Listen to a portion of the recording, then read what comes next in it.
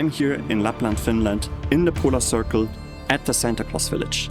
And Panasonic lent me the Lumix S1II with the 2460 f2.8. We're gonna check how it performs and what makes this the perfect travel combo. I am going to show you what the real benefit of Dynamic Range Boost is and what other functionalities this makes for the perfect travel combo. We have here Auroras at night and we're gonna see how this camera performs in low light situations. Also, Lapland offers a lot of nature environments and I'm gonna show you what you can do with this combo. So come with me on this journey and let's see how this camera performs.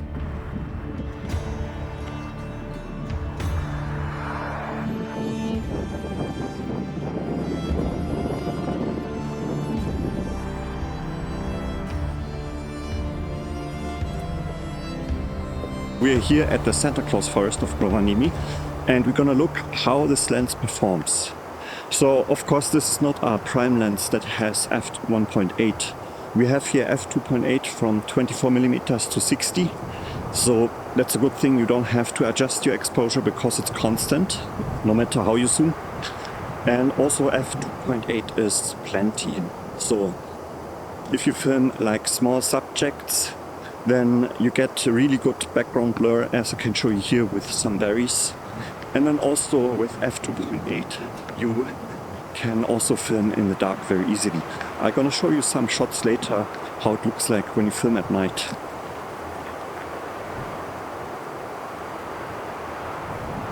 Here I found some berries that we can film.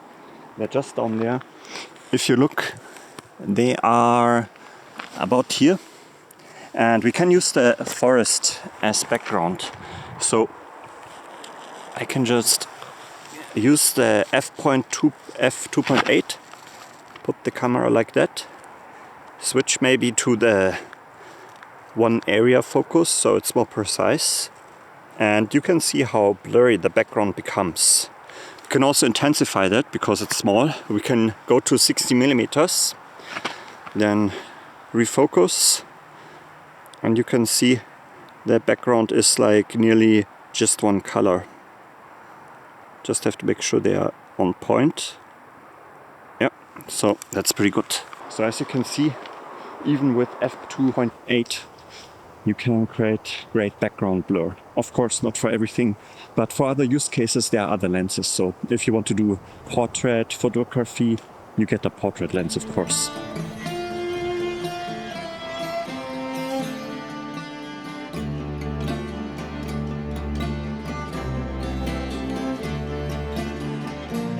I arrived here in Kemi, and Kemi is at the coast. So you have the ocean here, it's of course very windy. And also there is a snow experience, so I'm pretty curious about that. It says that you can see their ice sculptures.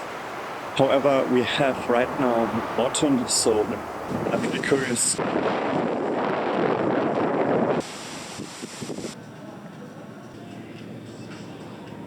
I'm here inside the snow experience in Kemi and we're gonna test how the Dynamic Range Boost can help you in low light situations. So many claim that Dynamic Range Boost gives you one more stop, but that's not all.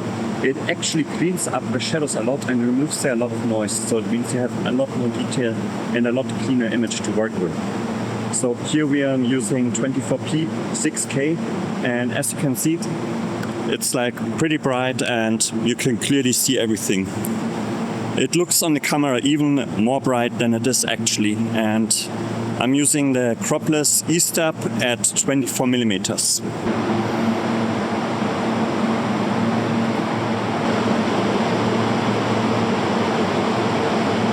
Outside it's 10 degrees, in here it's -16, so pretty cool, and I wouldn't have thought that in autumn, where there's no snow in Lapland, that you can actually experience snow.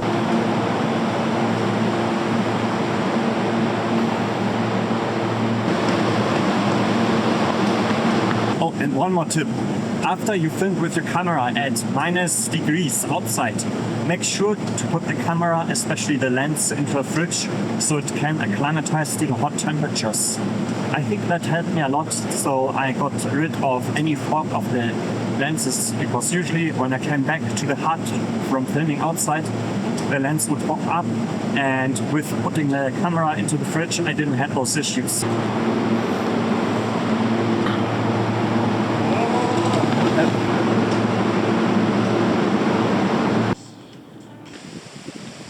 A great feature that the Lumix S1II gives you is Hybrid Zoom.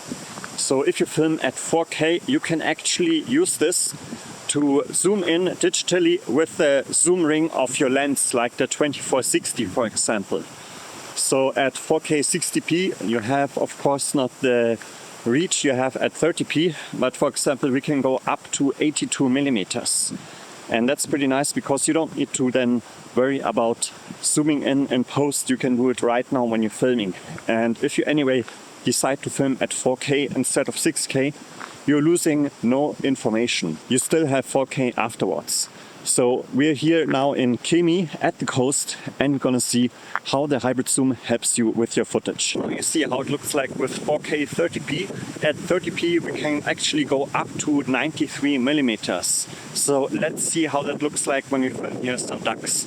So we are 24 millimeters, 29, 32, 37, 42, 48, 56, 65, 75, 85, 93. And back to 24 millimeters. Here we have some nice waves, and I'm gonna tell you at which millimeters I'm zooming in. So we have right now 24 millimeters, and I'm zooming slowly in. 25, 28, 30, 35, 41, 46, 54, 62, 69, 76, 82. So 82 is the hybrid zoom we're getting here.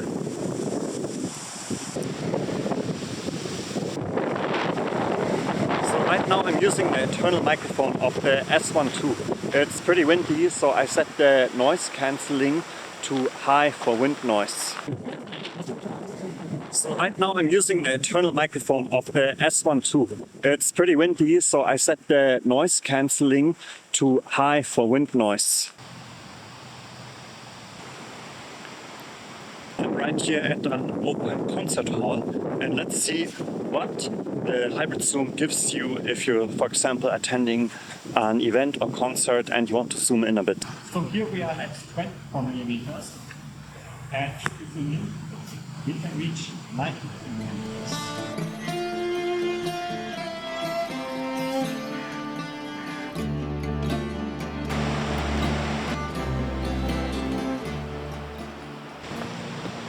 Today I'm at the Arctic Circle hiking area, and you can go there easily from the Santa Claus village. It's just a drive of like 20 minutes, and you have there a nice river, which is of course perfect to test slow motion of the Lumix S1II.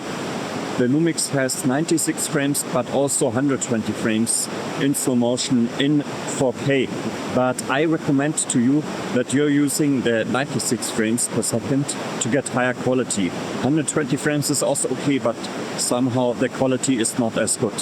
And I'm gonna show you how it performs when we're gonna film here some of the waves of the river and watch them in slow motion.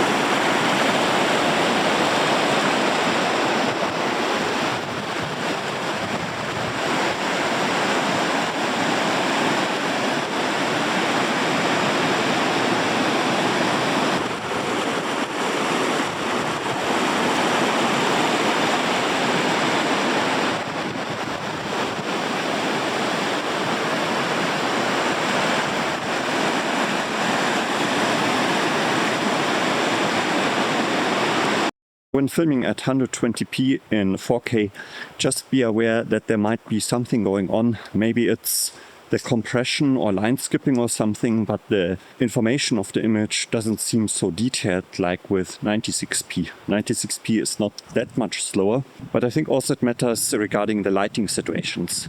So if you film, for example, during the day, like now, and the image is very bright, then it might be no issue. But if you film at night and you want to do some slow motions, I definitely would recommend to you that you film at 96p.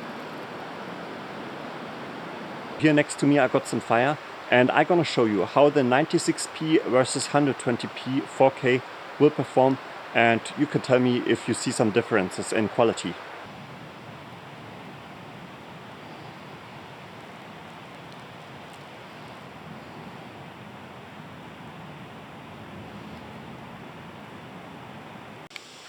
Here's now sunset in Lapland, and I drove to the east of the Santa Claus village. So we found here some birches, and then we can test the dynamic range boost function of the S1II.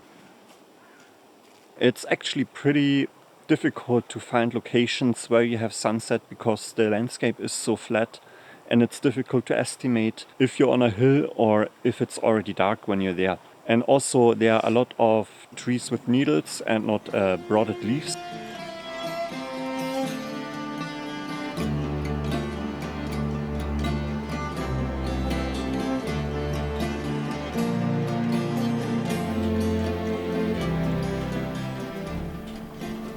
So if you're gonna go to Finland, most of the stays will have their own sauna. We're gonna make use of it. I have the S1II here, set the sauna to 90 degrees Celsius, but we're not gonna test it. There are many videos out here who test the S1II, how it performs under heat. So I recommend you go to those channels. I put the links in the description below. Other people did a lot of work of evaluating how it performs under heat.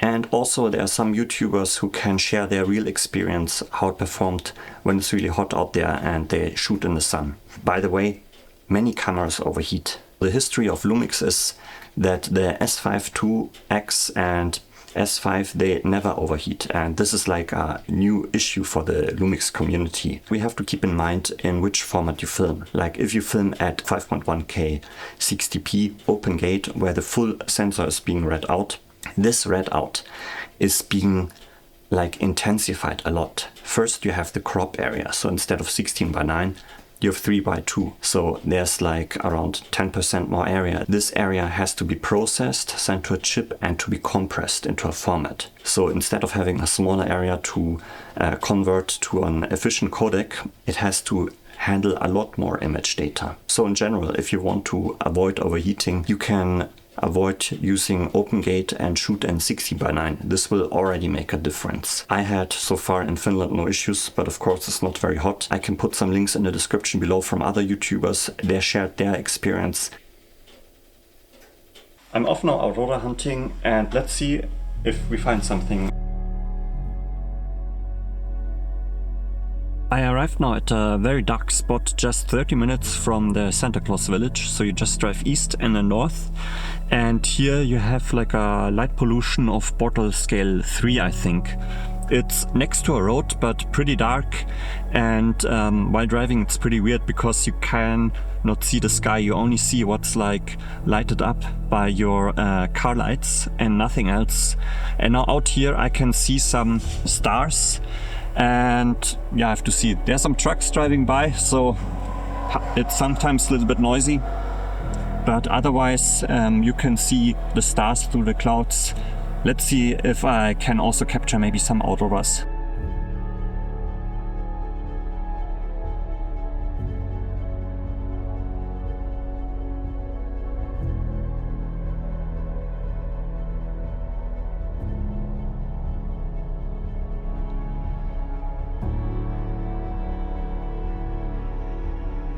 So I got lucky, I got some auroras that were a little bit faint, so they looked like clouds, how they look in real life. But it can be possible that you have auroras that are red and green and totally visible even in light polluted areas. Or here. Crazy. You see, you have to be lucky and at the right place and time.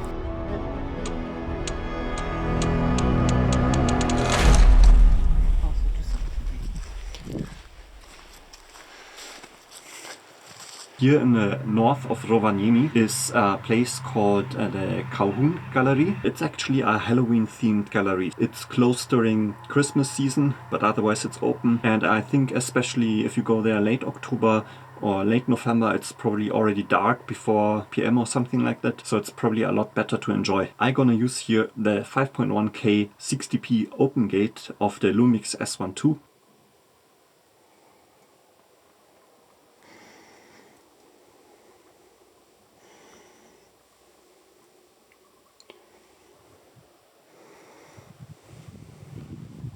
Since this is actually here a trail, I think it's good to test here how the IBIS performs. So I'm not only gonna do some vlogging of myself, I'm also gonna do some first person shoots where I walk around, and you're gonna see then on the S1II how the stabilization is when I try to do my semi-professional ninja walk. We're gonna see how shaky the footage is.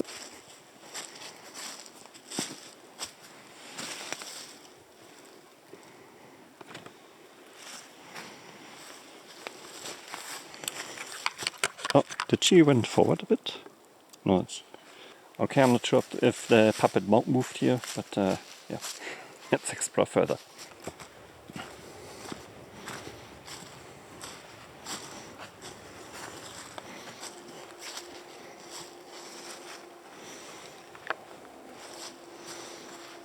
Let's see.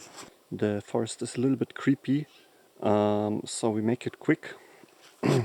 What's your opinion actually regarding 60p? Do you like it? I actually have to go back.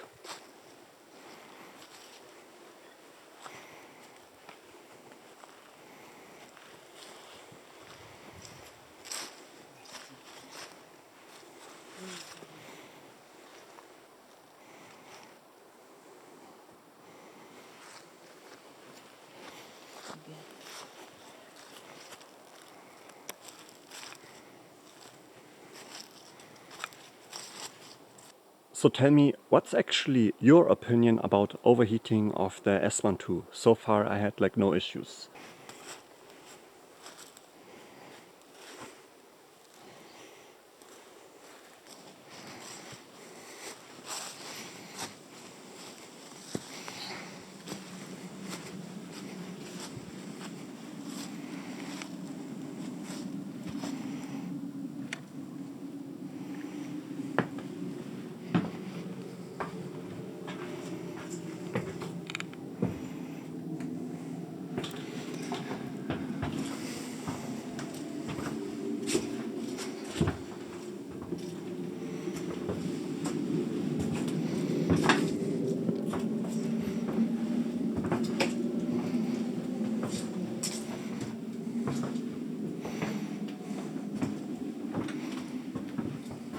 I just went through there with ISO 5000 at 60p. Of course, it was not very bright. Now, because you want to see it, I have to go through there again. This time I try out Dynamic Range Boost. It has high dynamic range. So I see if I can then later in post pull it up so the shadows are brighter, and then maybe you have a better image. So let's do it again.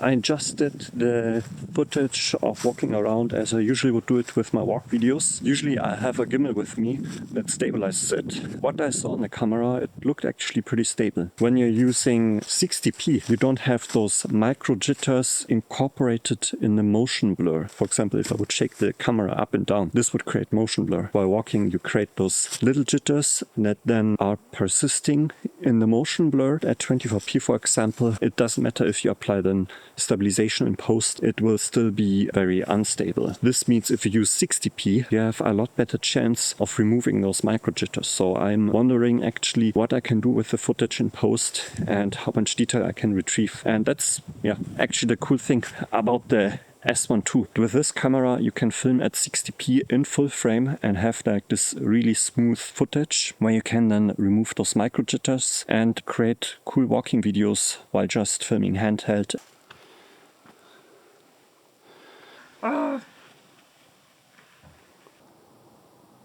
With the S1II you have a low base ISO of 640 and a high base ISO of 5000. This high base ISO is very useful if you're shooting in low light scenarios like I'm doing right now. And then also the S1II has Dynamic Range Boost. Dynamic Range Boost gives you more dynamic range than the other both base ISOs, but it's not as bright as ISO 5000. On the other side, you can retrieve a lot of information from the shadows at Dynamic Range Boost. Get an image which is nearly as bright as ISO 5000, but not as bright. It's kind of like with ISO 1000, kind of like go maybe to level 3000 or 4000, I would say, if you pull up the shadows. But like ISO 5000 is a lot more brighter and it will have more detail. However, with ISO 5000, you will have a lot more noise than with ISO 1000. At the mid-range. In the shadows, I think they are then kind of the same. If you're filming in the dark, use the ISO 5000. If you want to have your midtones to be very noise-free and also the higher shadows, go with ISO 1000 if it's not too dark. Otherwise, ISO 640 is good. ISO 1000 has a little bit more of a rolling shutter, so you have to keep that in mind. If you're doing very fast scenes, I'm gonna try out the different ISOs. I have ISO 5000, 6400, 8000, 10,000, 12,800, 16,000, 20,000, 25,600, 32,000, 40,000, 51,200, and that's the maximum. That looks, well, it looks on a small display pretty good. Also the autofocus works very well and I can see some structures of the clouds. I just think I probably have to apply heavy noise reduction so the image could be then a little bit smudgy. So let's go to the next topic, which is actually shutter angle. And shutter angle is very important. As you can see here on the screen above the light, I found one that is pulsing. Just above the pink light, you can see some waves. So that's because lights are working at different frequencies.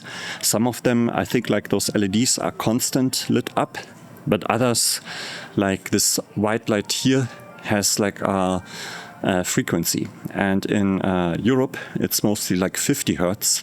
And in the US and Tokyo area, it's 60 Hertz. For Europe, mostly 180 degrees shutter angle works. And then the shutter angle, I change it to 180. 180 works because I film currently with 24 frames per second. Now the flickering is gone. But if I change, for example, to 30 frames per second, the flickering would be back and I would have to switch to 217 degrees. This is only for Europeans, so keep that in mind. For the US, you would choose 180 degrees and 30 frames per second and you would be fine. And you could shoot also at 60 frames per second without issues. The only thing is, if you shoot at 96 frames per second, or at 24 frames per second, or 48, then you would have to change it.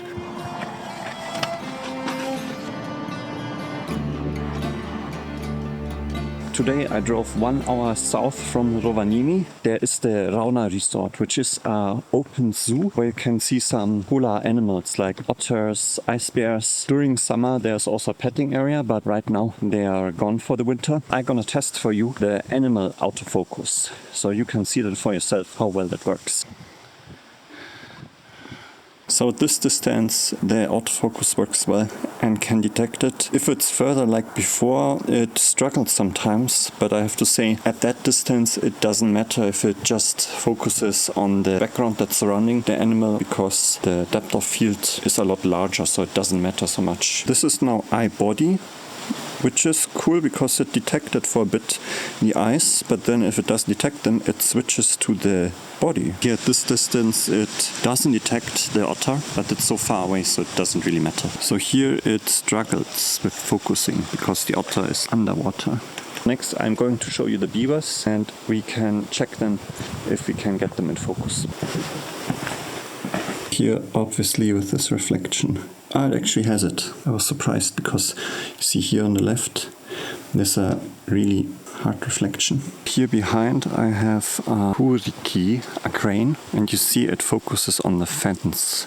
So I tried to manually adjust the focus and it actually works. Like once I adjusted it, then it sticks. It partly can detect it. It's a bit difficult because here the branch is in the way. I manually changed the autofocus and it latches on.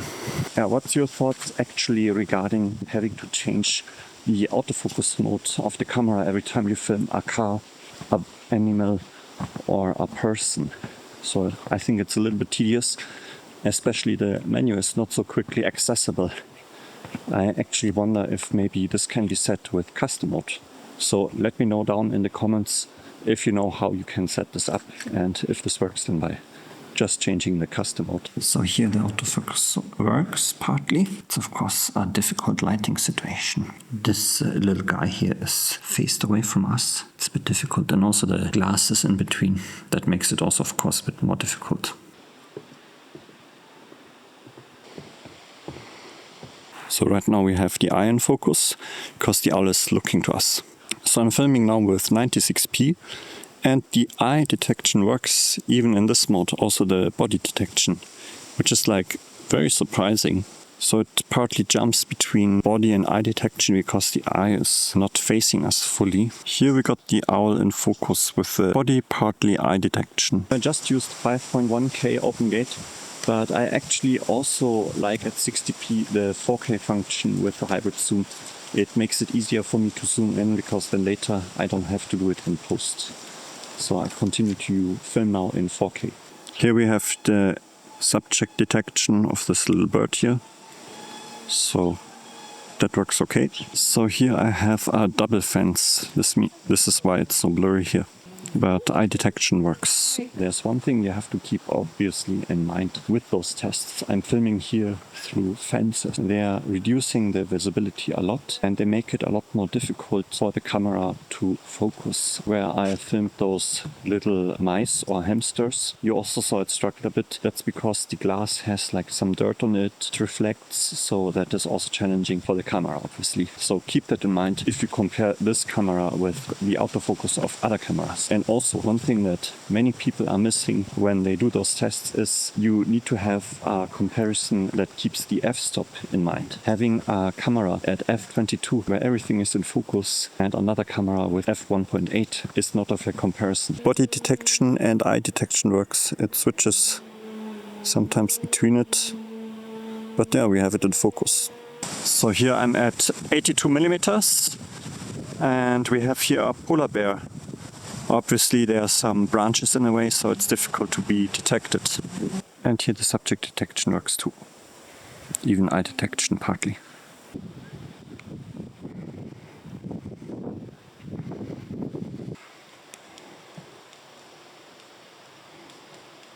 If the subjects or the animals are large enough on the screen, then also the camera can detect them with ease.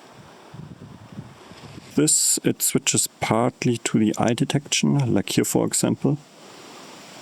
and partly to the subject detection. Here it can easily switch with the subject detection between the different axes. So it has the right one in focus, the middle one, and now the left one.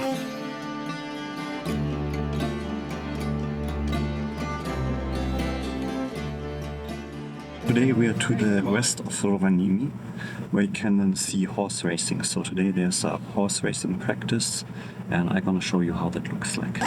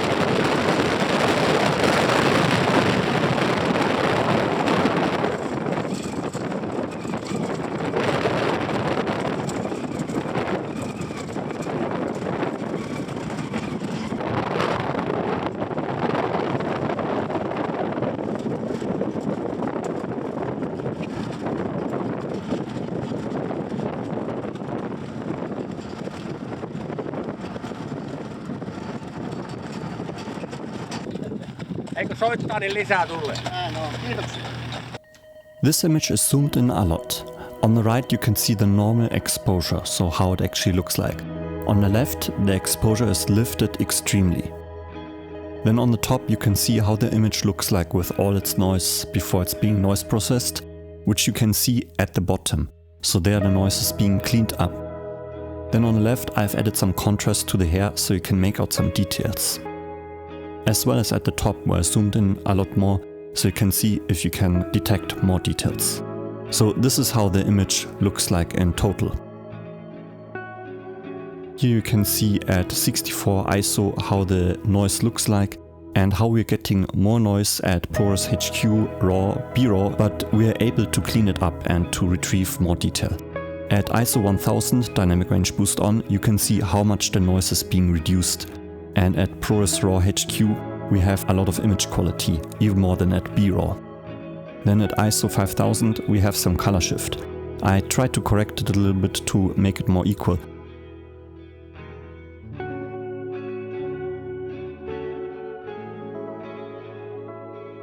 So let's start now with the formats at 60p and higher. So of course, because of the faster frame rate, the image is a lot more darker.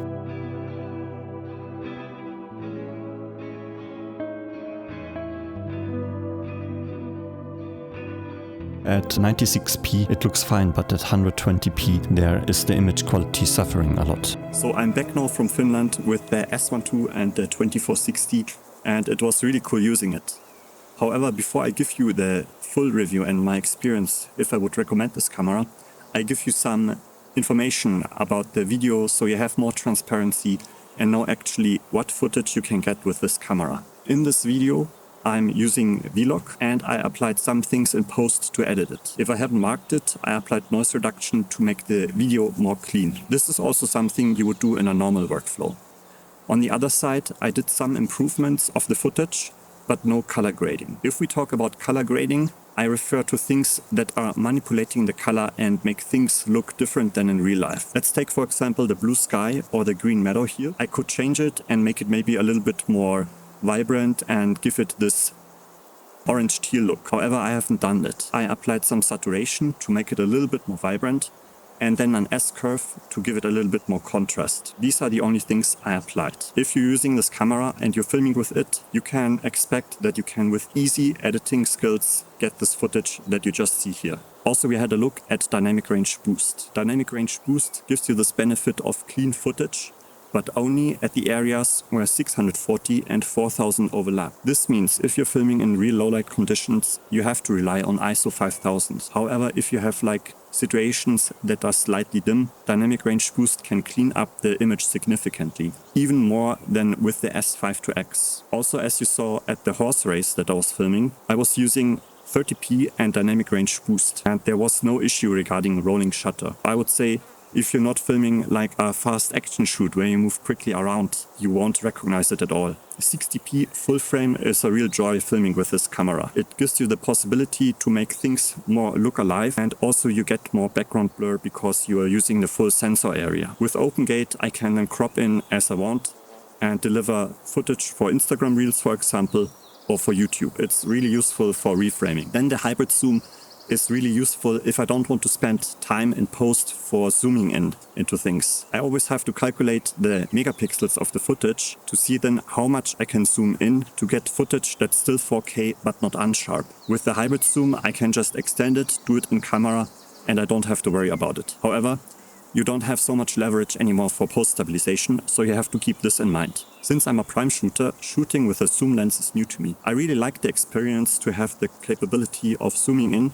at specific subjects, for example at the horse race or in the zoo, and to create a different perspective. Also, I was surprised by f2.8 being capable of creating background blur. In most cases, f2.8 was more than enough. The only thing that is missing is an ND filter, but I would recommend you this for no matter camera you get, that you get a variable ND filter that you attach on front, preferably a magnetic one. Then also I have to say, the internal audio of the camera is barely acceptable. In most cases it's usable, but if you have just some wind, your audio gets really hard to post-process. I definitely recommend you to get an external microphone. A small Rode shotgun microphone already would do it. However, this is something that applies to all cameras. No matter which camera you get, if you get one from Nikon, from Sony or whatever brand, you always need an external microphone. Even with the Nikon ZR that has 32-bit internal float recording. It doesn't matter if the background noise is too noisy, you cannot separate the voice from the surrounding sound. You need a microphone that directly points at you and filters out any other unwanted sounds.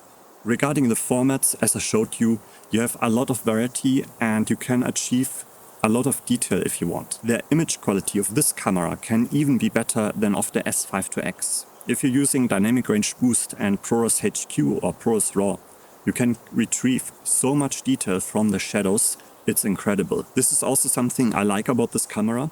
With this camera, you don't need to bring an external RAW recorder, like the Video Assist 12G from Blackmagic or the Ninja 5 from Atomos. You can just bring this camera and you can do your RAW recordings. For travel videos, I would do RAW recordings in difficult lighting situations. For example, if you're filming at night, or if there's like something where you want to zoom in a lot, even maybe a little bit more than the sensor resolution gives you. This would give you additional sharpness. Recording formats like ProRes HQ and RAW give you more of the noise, which is then easier to remove in post. As I showed in a different video, noise is actually good. Formats that are compressing, like H.265, are actually baking in the noise in the footage, and it's then difficult to retrieve the details in low light situations in post. But I would only recommend you to use RAW if you really need it. So if you're filming in low light capabilities and if the scenes are not too long, because of course you accumulate a lot of data and it fills up your storage. One huge benefit that is overseen is recording to an external SSD. External SSDs are a lot cheaper than CF Express cards and they are a lot faster than SD cards. So I definitely recommend you to get a cage for this camera, to put an external SSD on it, to get an external microphone and an ND filter. This would be then the perfect setup for making videos, and it still would be very small. Otherwise we have to view where this camera is being positioned. Like the S series of Sony, which is more video focused, and the R series of Sony and Panasonic, which is more on photography focused, this camera is more like a hybrid. This is why I say, okay, it has not an OLPF filter, but this is also something that photographers don't want. It has these fancy features like this really cool flip out screen that I have to say was really useful when I was filming outdoors, and I put the camera on a small tripod to film myself from the side, from the bottom somewhere. Also, this knob here on the top right is like really innovative of Panasonic and shows that they're listening to their customers. I'm not accidentally changing the shutter angle anymore. Just one thing that I'm looking forward in future cameras is an automatic rolling shutter detection. If I film with 30p or 96p, I have to change the shutter angle so slightly from 172 to 216. This is a little bit tedious, and it would be great if I could just enter the light frequency like 50 Hz or 60 Hz depending on the country where I am, and the camera adjusts the shutter angle automatically. So in the end I have to say it was really fun shooting with this camera, especially in 60p. I like 60p a lot because when I move a little bit around I don't have to worry about getting too much motion blur and making things not anymore recognizable. This is an issue that I had before when filming with the S1II and always filming with 24p. I would recommend 24p only if you film like on a tripod or like do some very small movements. Otherwise 30p would be better. 60p is of course really great and also gives you still the capability to slow down your footage to 30p. So you saw what the camera is capable and what I did here in this video. Now it's your decision to see if this camera suits you.